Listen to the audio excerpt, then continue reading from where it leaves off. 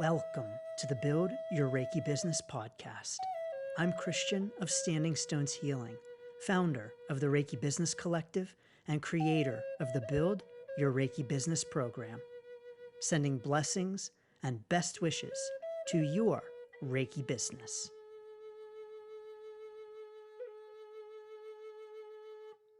Greetings, welcome, and thanks so much for tuning in to this week's episode of the Build Your Reiki Business podcast. It's Christian of Standing Stones Healing, and yes, as always, I am honored to have you here, so thank you so very much.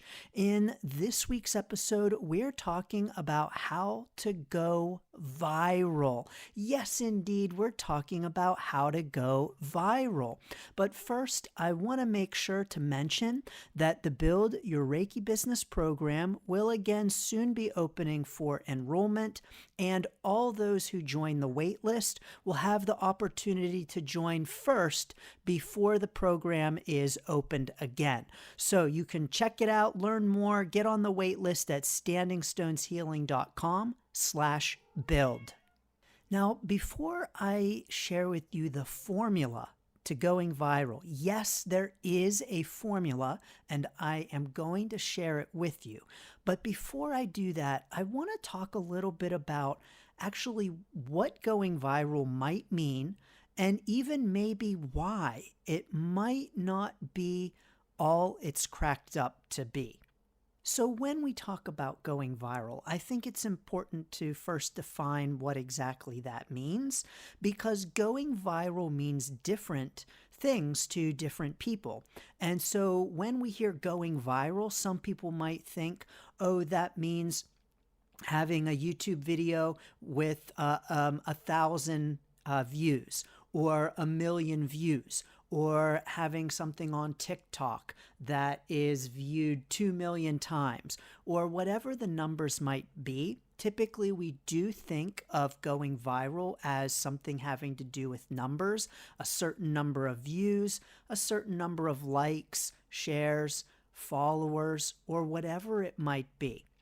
But what's really important when we talk about going viral is recognizing that that means different things to different people, and each person's definition of going viral is different.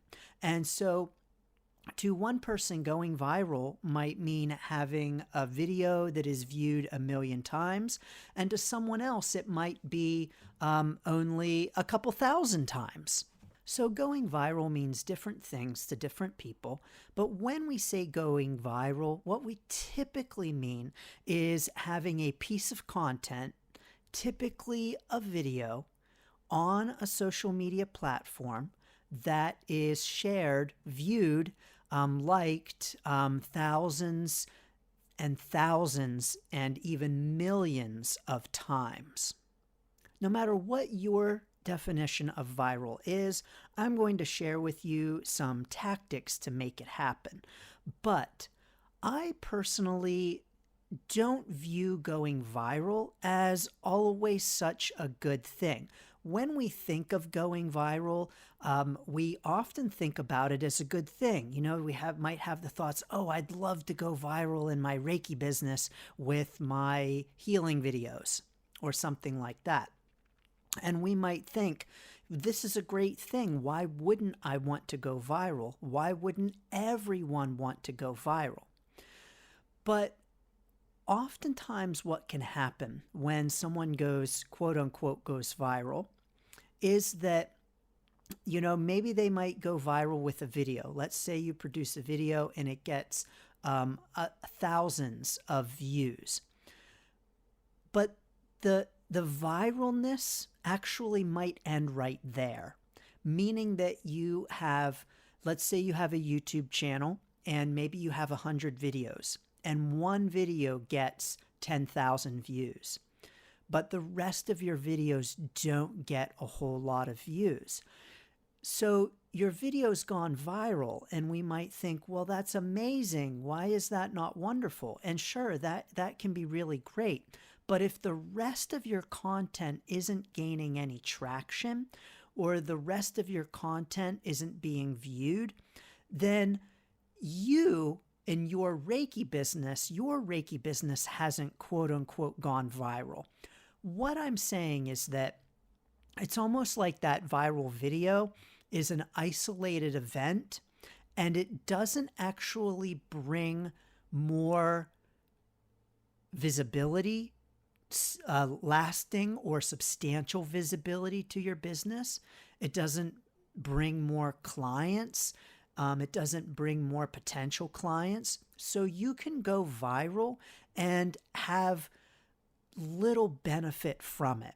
So that isolated viralness that many of us say, oh, I wish I could just go viral, often doesn't have the kind of result that we might want it to, or that we might hope that it will.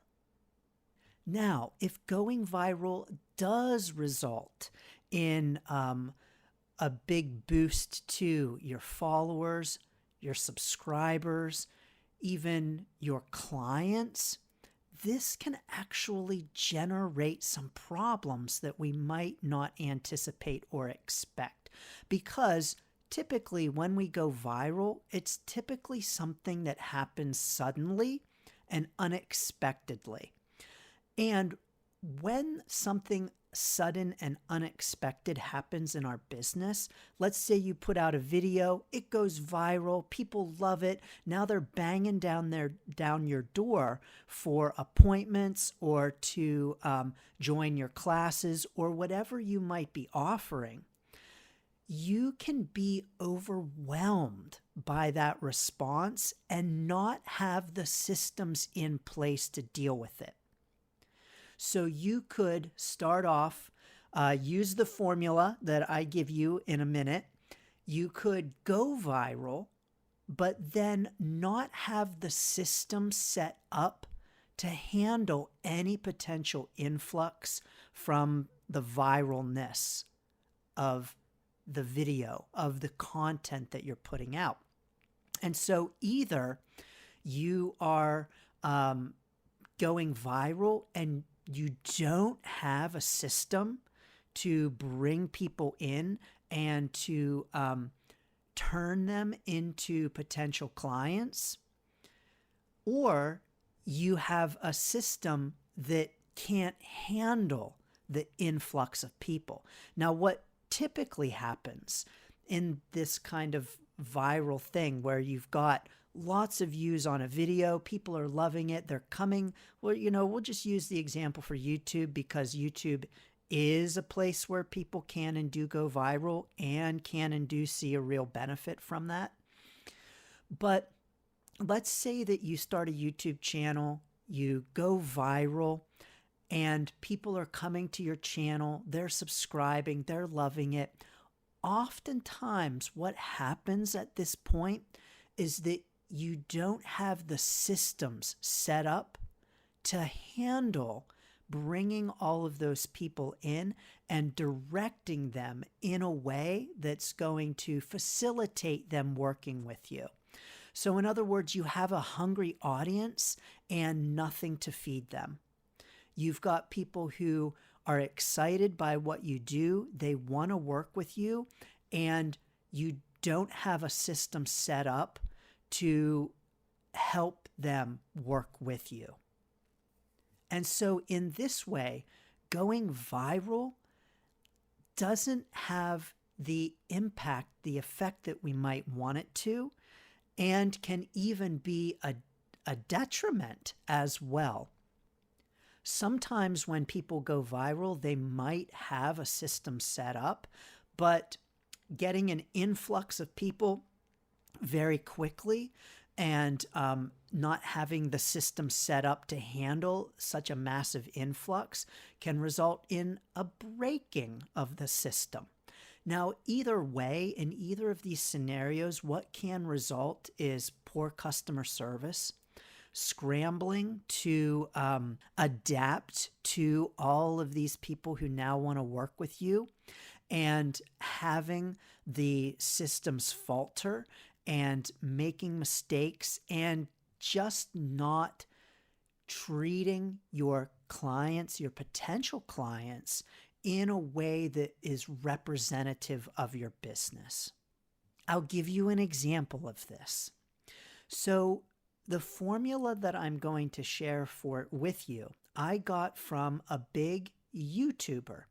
And this big YouTuber went viral and then tried to turn all of that viralness into a course. Now, of course, I did not take the course. I did not pay for this information, nor would I, because their systems, this guy's systems, were so poorly set up. The quality was so low because he got the major influx of people, but he didn't have a system set up to handle going viral.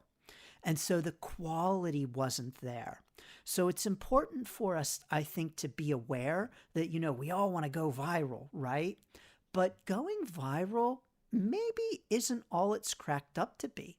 And I personally am a proponent of slow and steady growth. And I think with slow and steady growth, we have the opportunity in our business to change and adapt, to see what works, to see what we like, and to grow into our role in the business as a Reiki business owner. Now, of course, when we're thrown into hot water, we adapt. When we're thrown into challenging circumstances, we adapt. But I don't know about you, but I would rather adapt in a way that allows me to continue to maintain a high level of customer service and quality service for my clients, students, and potential clients. When we go viral without the support systems in place, we are going to lose a lot of opportunity. We are most likely going to suffer in terms of the quality and the high level of customer service that our clients and potential clients deserve. So, with all of that said, here is how to go viral. Yes, there's a formula for it. Yes, this is something that people do use across platforms, TikTok, Instagram, primarily YouTube. I will say that many people who are looking to go viral will focus on YouTube, because typically people who are really simply looking to go, quote unquote, go viral are doing it for the monetary aspect. And YouTube is quite simply the best social media platform for monetization. But so here is the formula for how to do it, particularly on YouTube. Number one, you pick a mega niche. A mega niche is defined as a niche where there's a channel with more than 1 million subscribers. So you want to find a channel with more than 1 million subscribers. Now, I don't know about you, but I don't know of any Reiki channels with more than 1 million subscribers. So, oh no, we're doomed to not go viral, right? No, heck no, of course not. And I don't know about you, but I'm not here to go viral. I'm here to go viral with helping the world with Reiki. That's my focus. And so I don't care if there's no YouTube channel of Reiki with more than 1 million subs. But here's why the formula says choose a niche where there's a channel with more than 1 million subs. It's because it means that people are interested in that topic.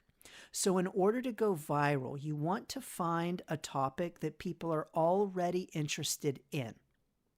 So find one that people are already interested in. Going viral is all about kind of like riding the wave of the current trends. So find what people are already interested in, and be using those hashtags that are used in those videos in your hashtags for your videos.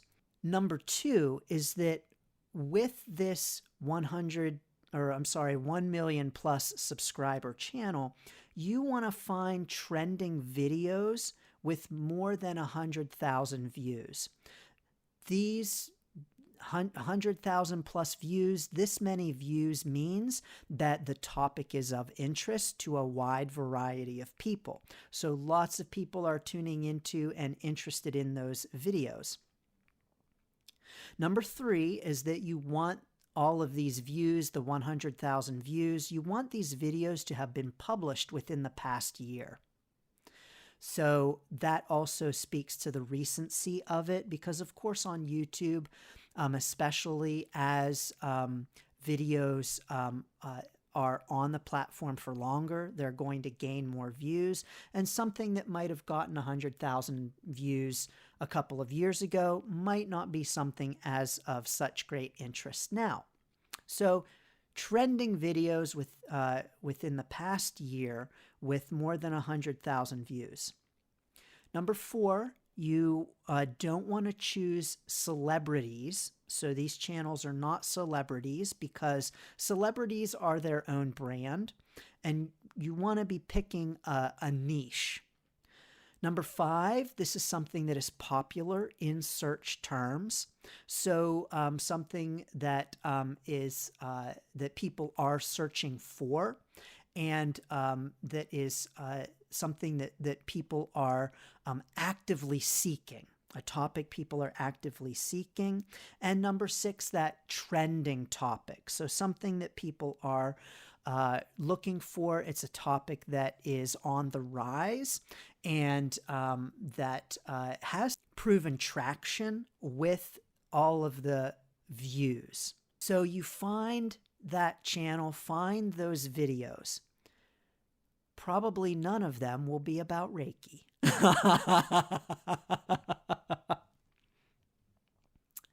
But you want to then choose a title. Number 7, you want to choose a title that has a hook, that draws people in. Titles are very important. Number 8 is the thumbnail. Thumbnails are very important as well. So you want a title that hooks people in, and you want an attention-grabbing thumbnail that also is going to draw people in.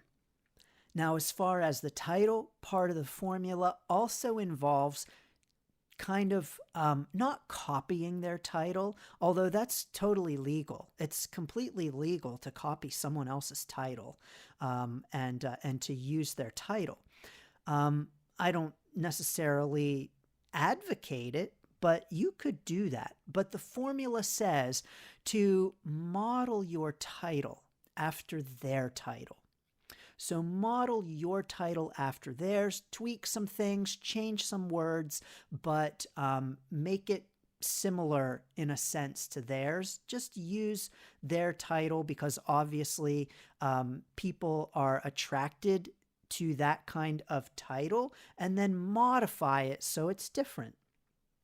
Number 9 in the going viral formula is to use search tags that people are searching for. So making sure that you're using hashtags and using search tags that people are looking for. It goes into that idea of the trending topic, the things that people are searching for, something that is gaining traction, but that already has shown that it has traction based upon the number of views and that more than 1 million subs niche. Now, an example of this is something like the law of attraction. When we're talking about spiritual stuff, when we're talking about our spiritual stuff, like what typically Reiki falls under, the law of attraction is huge. Like, people go crazy for the law of attraction. I don't know exactly what the attraction is to the law of attraction. No, of course, I completely get why people are so into it. But it's a big, hot topic. And so an example in our kind of industry would be the law of attraction, and modeling your channel towards this niche, this mega niche that people are really invested in. And so that would mean finding channels with more than 1 million subs on the law of attraction, there are multiple channels like that, very easy to find. And you would be taking inspiration. I mean, not necessarily outright copying, but that's really what this formula is encouraging, is riding the wave of what's popular in order to get yourself popular. I think what's problematic about this is that it's very focused on going viral rather than on creating authentic content. And rather than creating content that aligns with what you really want to be doing and what resonates with you, it's finding what others are attracted to and then using that in order to quote unquote go viral. So I personally don't do this, and I personally don't advocate it, because to me, in my Reiki business, being authentic, being real and honest, and creating content that I believe is helpful, I hope it's helpful, and that resonates with me and how I want to be showing up, is so much more important to me than having millions of subscribers, having videos with thousands and thousands of views. And indeed, this formula also calls for, once you get to a certain point, after you've done enough emulating, after you've done enough riding the sails of other channels and the popular content, is to then pivot and do the content that resonates with you. But I think what's unfortunate about that is that if you just started doing the content that resonated with you and did that all along, there's no need to suddenly change your mind or to seem to your audience like you're suddenly changing your mind, because your pivot has always been in your mind. Like, oh, I'm going to do, this law of attraction stuff, for instance, long enough until I get 1 million subscribers. My channel is bringing in thousands of dollars a month. Yes, when you have millions of subscribers on YouTube, your channel is bringing in thousands and thousands of dollars a month.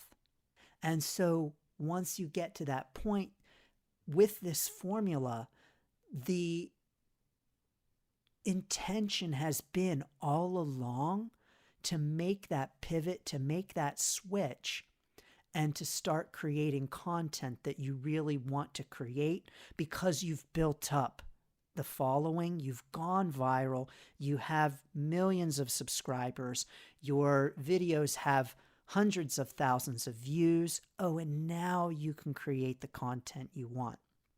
I think probably you can see how this might come off as being inauthentic to an audience, because it is.